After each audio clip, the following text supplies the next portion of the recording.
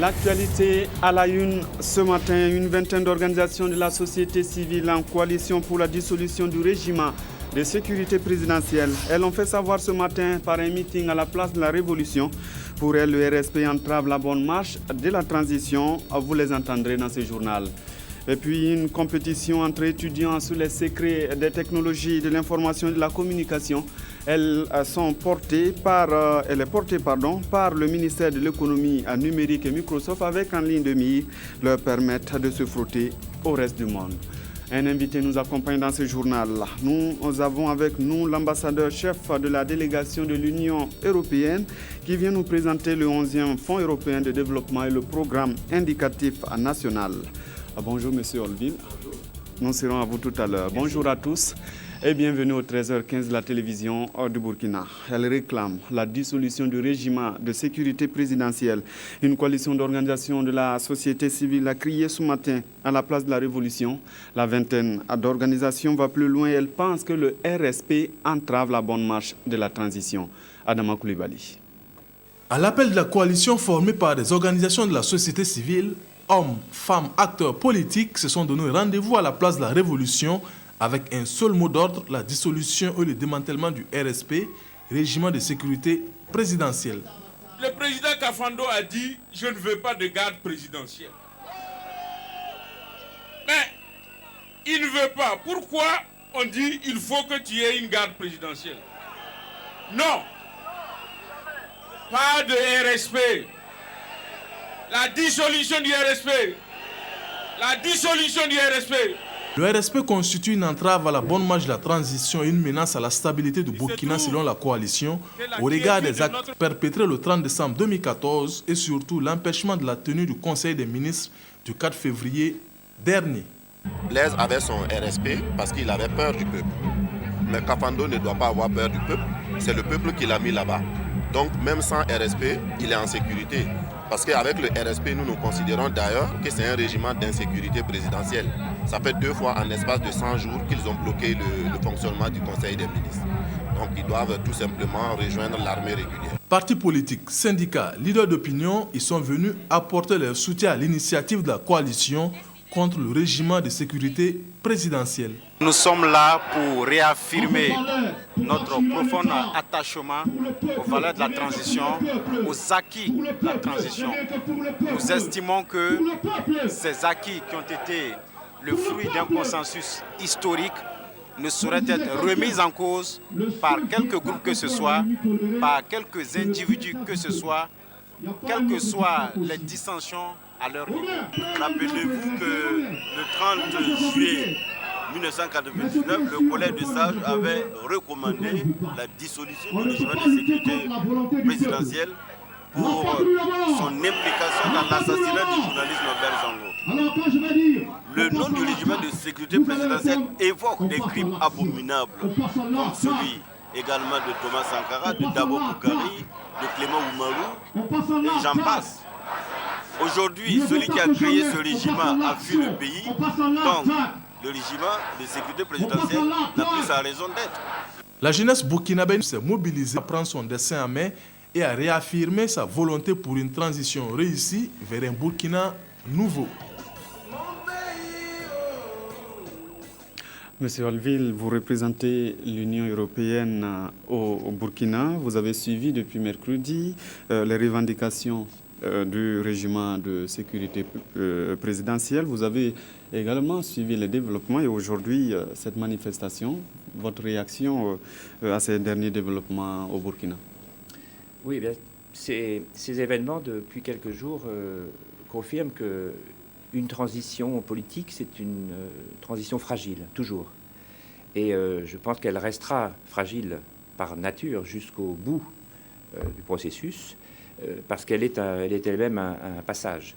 Et c'est la raison pour laquelle nous, les partenaires européens et les partenaires du Nord de manière générale, nous sommes engagés en appui à cette transition, parce que nous considérons qu'elle doit aller d'abord et avant tout vers une mission qui est celle de préparer de bonnes élections, des élections crédibles et des élections dans lesquelles les gens se retrouvent. C'est-à-dire que ces attentes que les événements de la fin de l'année dernière ont manifesté avec beaucoup de conviction, elles doivent être satisfaites et elles doivent en même temps, bien sûr, être canalisées à travers un processus politique normal.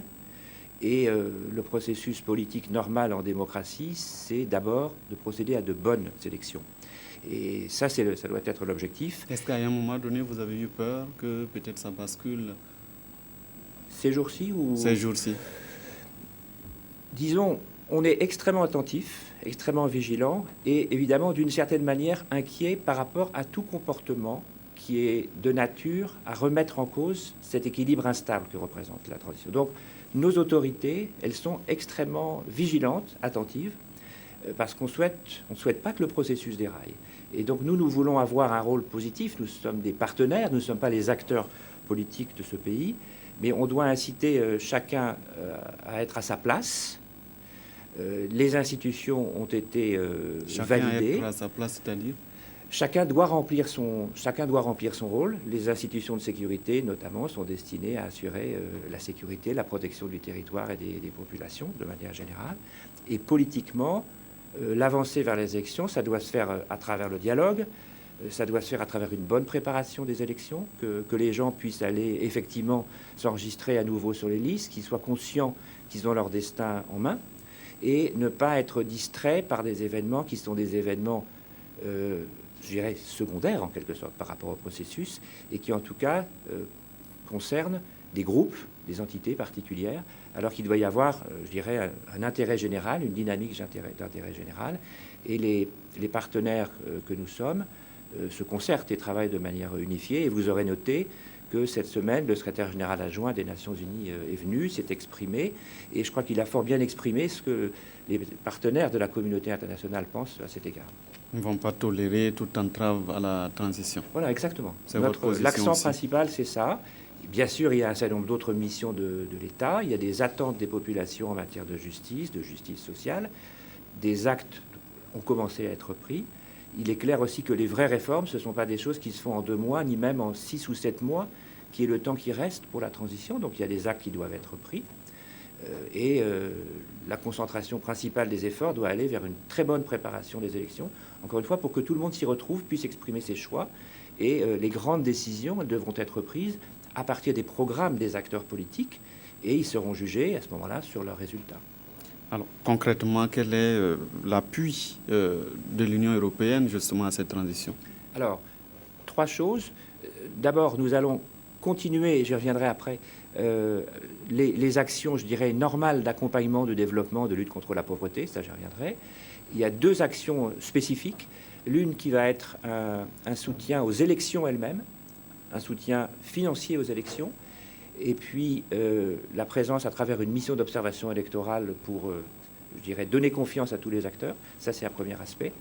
Et on travaille par ailleurs à un appui budgétaire exceptionnel pour le pays, qui n'était pas prévu pour l'année 2015, un appui budgétaire exceptionnel pour cette année et l'année prochaine, dont nous souhaitons qu'une première tranche importante soit décaissée dans le courant de l'année 2015 pour justement permettre aux autorités de la transition de bien assurer leurs fonctions régaliennes et leur mission principale de service public. Alors, l'objet de cet entretien, on y arrive, c'est notamment la présentation du Fonds européen de développement, le 11e actuellement, qui s'élève à 471 milliards de francs CFA.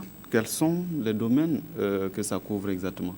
Alors voilà, traditionnellement, l'Union européenne appuie le Burkina Faso en tant que pays Afrique, Caraïbes, Pacifique, avec un instrument principal qui est le Fonds européen de développement. Et chaque fonds européen travaille sur un cycle de plusieurs années. Et là, nous sommes en train de passer du 10e au 11e FED. En ce moment, c'est-à-dire pour l'année en cours et encore pour l'année prochaine, ce que nous continuons à faire et à décaisser repose sur les crédits du 10e FED. Et donc nous allons continuer nos programmes en matière de décentralisation, d'appui à la secteur de la santé, etc. Ce dont nous sommes en train de parler, c'est ce vers quoi on va aller. Jusqu'à présent, on a surtout parlé, je dirais, des actions de relativement court terme. Là, on est davantage dans le moyen terme. Et donc l'enveloppe globale qui a été retenue pour votre pays, elle concerne la période de ce 11e FED. C'est une enveloppe indicative, ça veut dire par là qu'elle peut être modifiées, complétées en cours de cycle, comme ça a été le cas pour la précédente. Il y a 3 domaines principaux de concentration de cette action, la gouvernance, la santé et la lutte contre l'insécurité alimentaire. Et ce sera complété également par une enveloppe spécifique en appui à la société civile. Et je dirais qu'il y a un autre complément sur lequel on pourra revenir une autre fois, qui est que nous avons également un programme régional pour l'Afrique de l'Ouest, y inclut donc le Burkina Faso, pour la même période, qui viendra s'ajouter au programme national dont nous parlons à titre principal aujourd'hui. Alors, vous avez dit que c'est un programme à moyen terme, notamment 2014-2020. Ça se décaisse comment? De façon annuelle? Si oui, est-ce qu'il y a un budget précis pour chaque année? Alors, pas encore. Il y aura des décaissements chaque année. Il y a plusieurs manières de décaisser. Donc, certains mécanismes seront des mécanismes systématiquement annuels, notamment quand il y a une aide budgétaire appliquée à un secteur particulier. Ça, ce sont des décaissements annuels qui sont soumis à un certain nombre de conditions, mais qui sont annuels. Et d'autres qui sont liés au rythme d'avancement des projets. Si on regarde le processus actuellement en cours, on peut considérer que chaque année, en ce moment, l'Union européenne décaisse sous forme de dons environ 80 milliards de francs. Pardon ? Non remboursables. Non remboursables, de dons. Je dis en ordre de grandeur. Certaines années, ça peut être 75, d'autres, ça peut être 90, mais 80 milliards de dons chaque année. On va rester dans cet ordre de grandeur-là, appliqué à des secteurs qui ont fait l'objet d'un accord autour donc de la gouvernance, c'est-à-dire finalement la bonne gestion démocratique, la bonne gestion des fonds publics. Ça veut dire un appui au ministère des Finances, aux cours des comptes, aux organes de contrôle, à la processus de décentralisation, à la justice, à l'état civil, aux missions de souveraineté de l'État, mais en ayant un souci de bonne gestion des fonds et de garantie de processus démocratique, lutte contre la corruption, accompagnement des droits de l'homme. Ça, c'est un premier ensemble. Deuxième ensemble qui est le secteur de la santé, parce qu'on estimait indispensable de choisir un secteur social dans lequel nous sommes déjà engagés.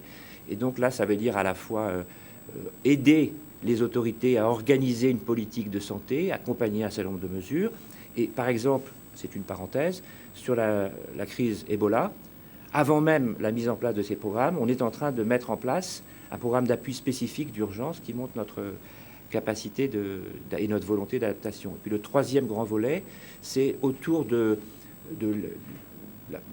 la nécessité de permettre à chacun de se nourrir pour vivre et de ne pas se trouver en situation de vulnérabilité. Donc, pour tous ceux qui sont en situation de vulnérabilité, mettre en place des moyens autour de la production agricole, des filets sociaux, de la bonne nutrition, de la santé des jeunes enfants, etc. etc. C'est ça qu'on appelle, disons, la lutte contre l'insécurité alimentaire et la résilience. Et donc, vous voyez qu'il y a des mesures qui sont à la fois très directement destinées aux gens et d'autres qui sont destinées à accompagner l'action publique de l'État, des collectivités locales et de permettre à la société civile d'être acteur du développement aussi. Alors, vous avez parlé de la société civile. Les fonds que vous avez pour la société civile, comment on y accède? Alors, au jour qu'il est, pour le prochain Fed, les mécanismes ne sont pas encore complètement arrêtés puisqu'on est dans la phase où on définit les points d'application d'usage de nos crédits. Là, on a un montant initial qui est de l'ordre de 20 millions d'euros. Pour la société civile, il y a vraiment deux aspects. Il y a un aspect qui consistera en programme d'appui, d'accompagnement à la société civile elle-même, c'est-à-dire renforcement de capacité, aider à s'implanter dans un certain nombre de domaines ou dans certains espaces. Ça, c'est un premier aspect. Mais l'autre aspect, qui à notre avis n'est pas moins important, c'est de donner aux acteurs de la société civile un rôle dans la mise en œuvre de nos programmes. C'est-à-dire qu'ils seront des partenaires, acteurs d'une partie d'entre eux. Je prends un exemple, je pourrais en prendre d'autres.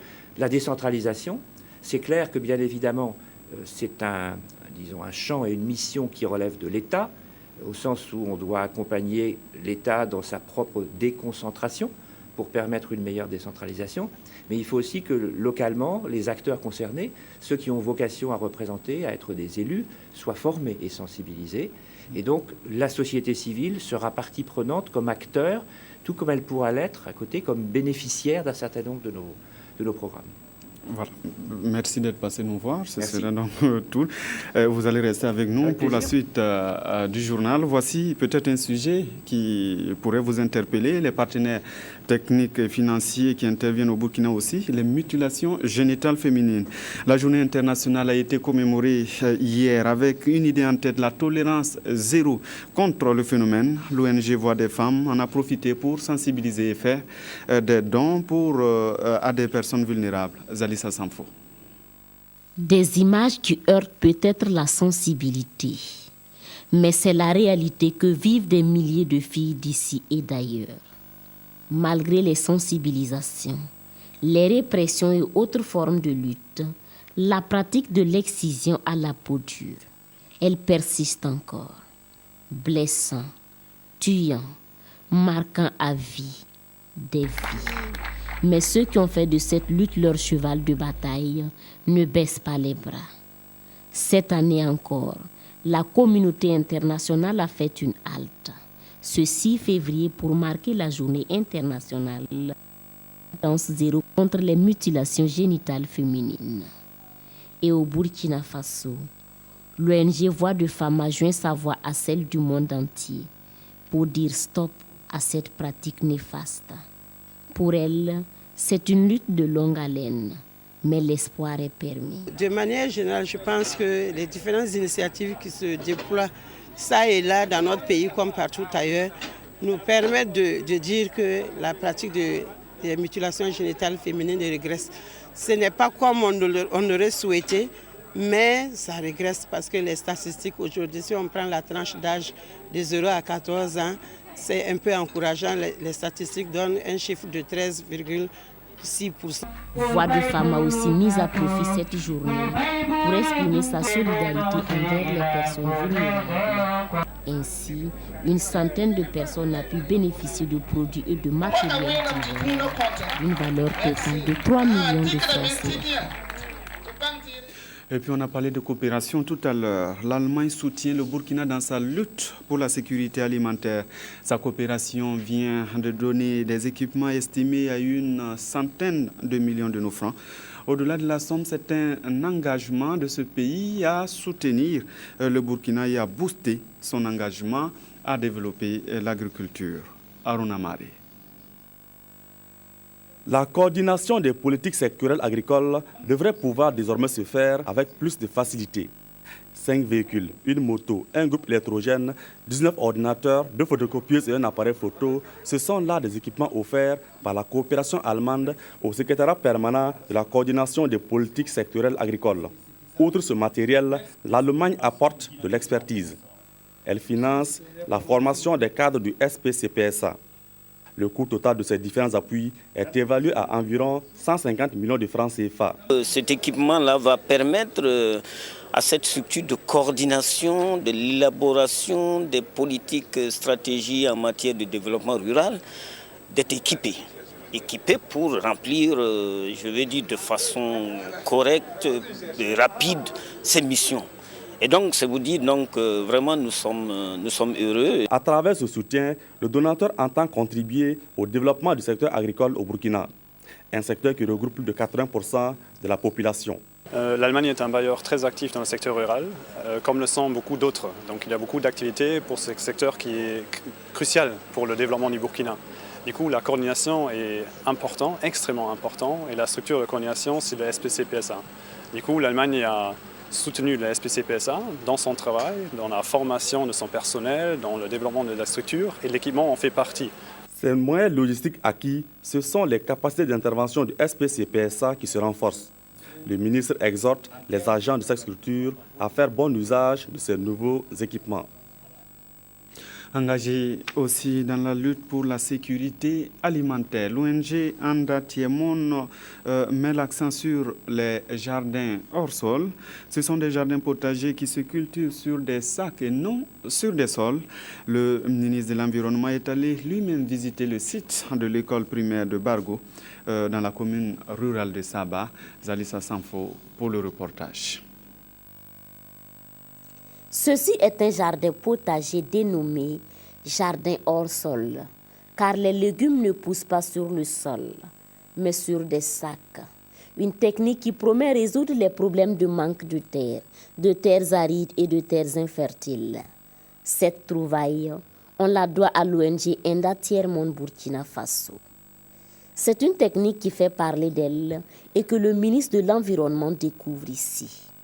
Après un tour dans ce jardin expérimental, c'est un ministre convaincu. Je suis vraiment émerveillé par la qualité du travail qui est fait ici et puis par les résultats. Si ces genres d'initiatives-là sont un peu diversifiées, mieux connues, on se dit qu'il y aura moins de pression sur les zones protégées, on se dit qu'il y aura moins de pression aussi sur nos terres. Ce jardin expérimental, l'ONG l'offre à l'école primaire de Bargo, dans la commune rurale de Saba. Objectif. C'est pour les aider à alimenter la cantine scolaire qui est pauvre, qui n'est que du haricot ou bien haricot riz. Alors qu'avec les condiments qu'on a préparés, va les permettre de préparer de la sauce pour mettre dans leur nourriture quotidienne. Le souhait de Enda Tiers-Monde Burkina Faso est que cette technique soit vulgarisée pour une amélioration des conditions de vie des populations burkinabées. D'autres organisations de la société civile s'attaquent cette fois aux causes de la dégradation de ces sols. Elles se forment notamment sur la réduction des émissions liées à la déforestation et à la dégradation des forêts. Elles sont regroupées au sein de la plateforme nationale de la société civile, le TAN Forest. Claudine Bikaba. Donner à TAN Forest, une plateforme de la société civile au Burkina, l'opportunité de comprendre le processus de REDD+, réduction des émissions liées à la déforestation et à la dégradation des forêts, pour définir un plan d'action qui tient compte du développement socio-économique national. Voilà l'enjeu de cette formation.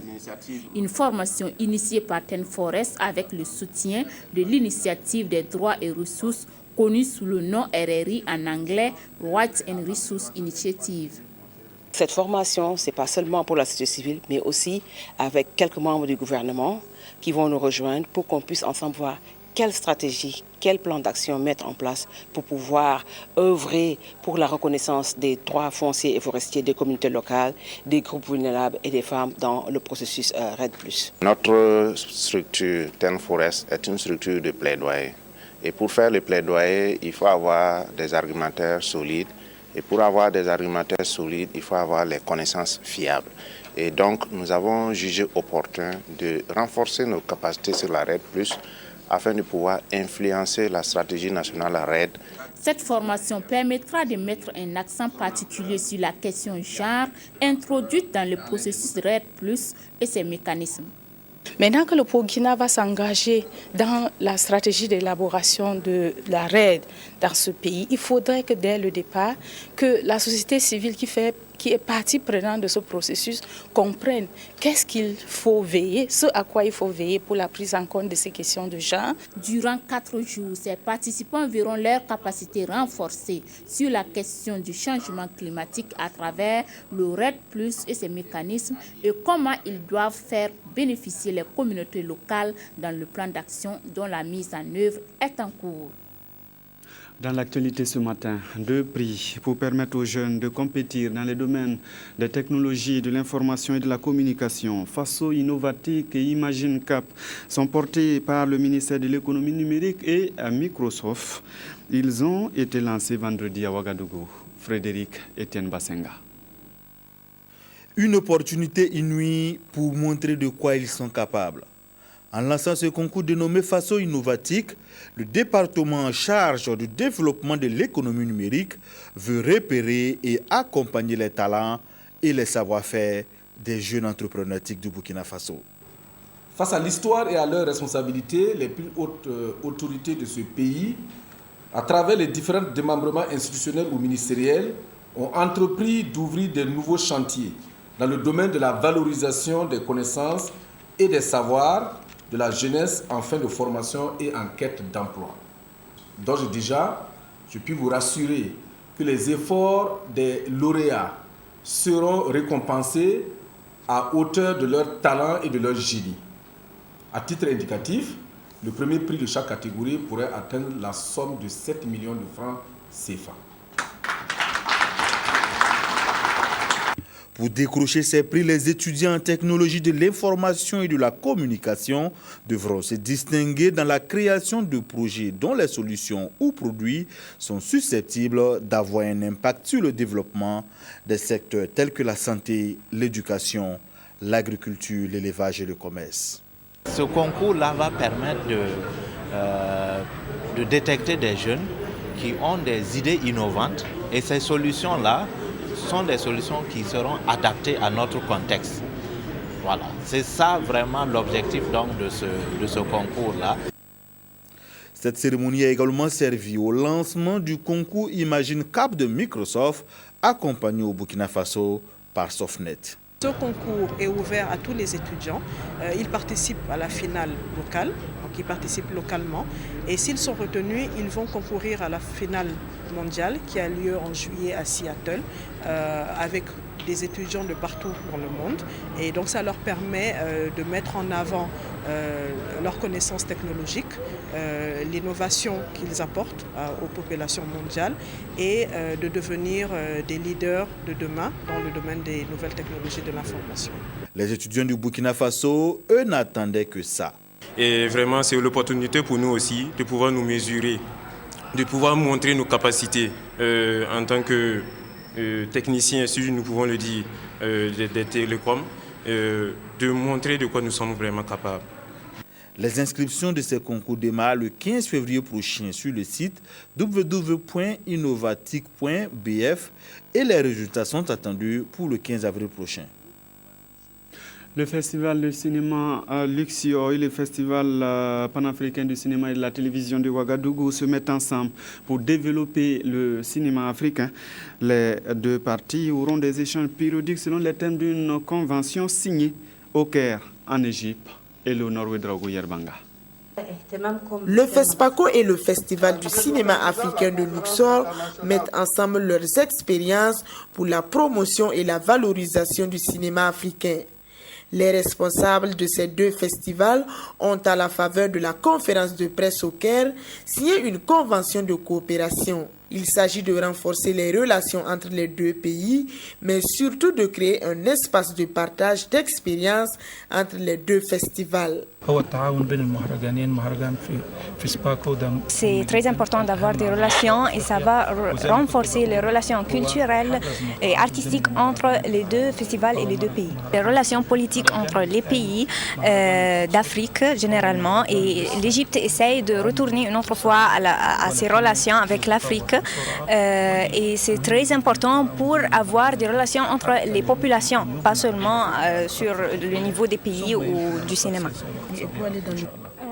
Il s'agit de formaliser des relations de coopération qui existaient déjà entre les deux festivals dans les domaines des échanges d'informations au niveau des sélections. Nous pouvons proposer des films à Luxor, ils peuvent nous en proposer.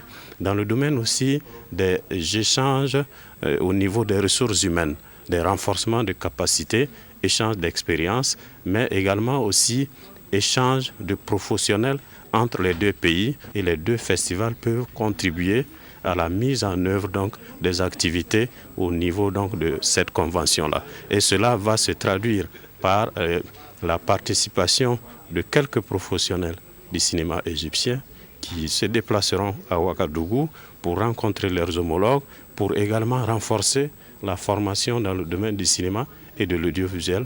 Et nous allons aussi faire en sorte que des professionnels, des jeunes surtout, burkinabés, puissent venir en Égypte pour profiter donc de l'expérience égyptienne. Le festival de Luxor est jeune de 3 éditions et la 4e se tiendra du 16 au 21 mars prochain. Avec la convention, le festival entend bénéficier de l'expérience du plus ancien festival du cinéma en Afrique qu'est le FESPACO. في الحقيقة أنا عايزة أقول إحنا بدأنا إمتى مهرجان الأقصر للسينما الأفريقية؟ إحنا بدأنا بعد الثورة المصرية يناير 2011 لأن قبل كده كان في قطيعة C'est une rupture exprès avec le continent africain et les pays africains. Donc, après la Révolution, ils ont décidé de renouer avec les pays africains et de renouer avec le côté africain de l'Égypte en créant le festival. Ils savent que le festival de Luxor est un jeune festival, en fait c'est un nouveau-né si vous voulez, et le FESPACO est très connu donc sur l'échiquier international, sur l'échiquier africain. Donc certainement ils auront tout à gagner, ils auront beaucoup à gagner grâce à cette coopération entre le FESPACO et le festival de Luxor pour le film africain. Pour sa 4e édition, le Burkina Faso a été désigné comme pays invité d'honneur. C'est une édition qui veut rendre hommage au réalisateur burkinabé Idrissa Ouédraogo et à l'acteur égyptien Khaled Saleh, décédé en 2014. Elle connaîtra la participation d'environ une trentaine de pays africains dont le Burkina Faso. Les officiers, sous-officiers et soldats du rang reconnaissent désormais le colonel-major Roboinga Kaboré. C'est lui le nouveau chef d'état-major. Il place son mandat sous le signe de renforcement des capacités du personnel. Explication à Draman Guéné. Le drapeau du commandement de l'état-major de l'armée de terre entre les mains, le colonel Roboinga Kaboré a maintenant les pleins pouvoirs pour diriger la plus grosse entité des forces armées nationales.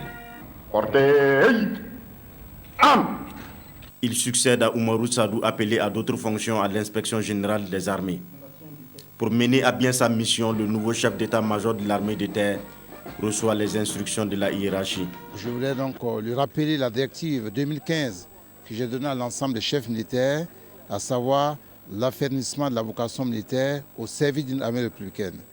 Et l'armée, en tant qu'instrument de l'État, a une mission et chaque chef doit veiller à assurer la formation de ses hommes afin que nous consacrons à notre mission principale qui est celle d'assurer la sécurité et de garantir l'intégrité territoriale du Burkina Faso. Après installation, le colonel Kaboré donne quelques orientations de son commandement. En ce qui nous concerne particulièrement, nous allons mettre un effort vraiment sur un certain nombre de valeurs que nous estimons très utiles, très cardinales dans le cadre du commandement. Les valeurs, c'est lesquelles? C'est d'abord la discipline, la rigueur, le travail, l'esprit de responsabilité. Ça, c'est vraiment très important. Le colonel-major Roboinga Kaboré est né en 1958 à Koudougou. Il est titulaire d'un DEC2 en sciences économiques de l'université de Ouagadougou. Il a effectué plusieurs missions de maintien de la paix et des formations militaires à l'étranger. 5 tonnes de maïs pour des veuves de Sabtenga. Le Centre international de mission de délivrance et d'intercession est le donateur. La valeur n'a pas été révélée, mais l'objectif est de leur donner un peu de nourriture pour assurer le quotidien. Les explications de Aruna Mare. 5 tonnes de maïs, c'est la contribution de Simidi, le Centre international de mission de délivrance et d'intercession au profit des veuves de Sabtenga. Cet acte, selon le fondateur de cette église, est l'expression de la chaleur humaine, de la compréhension et de la reconnaissance à l'égard de ces femmes. Nous sommes appuyés sur la Bible pour venir en aide à ces veuves parce que la Bible déclare que la religion pure et sans tache devant Dieu est celle qui consiste à venir en aide, à assister les veuves et les orphelins dans leur affliction. Donc dans Jacques 1,27, nous trouvons ce passage. Les bénéficiaires saluent cet élan de solidarité du centre à leur endroit. Nous sommes très contentes de recevoir ces vivres. Nous souhaitons que ce geste se multiplie et que Dieu bénisse les donateurs. Sabtenga, situé à un jet de pierre du centre-ville, est la zone d'implantation du centre Simidi. Les responsables de cette église invitent par ailleurs la population à perpétuer cet acte d'amour et de solidarité. On s'arrête là pour aujourd'hui. Merci de nous avoir suivis et bonne suite de programme sur la RTB.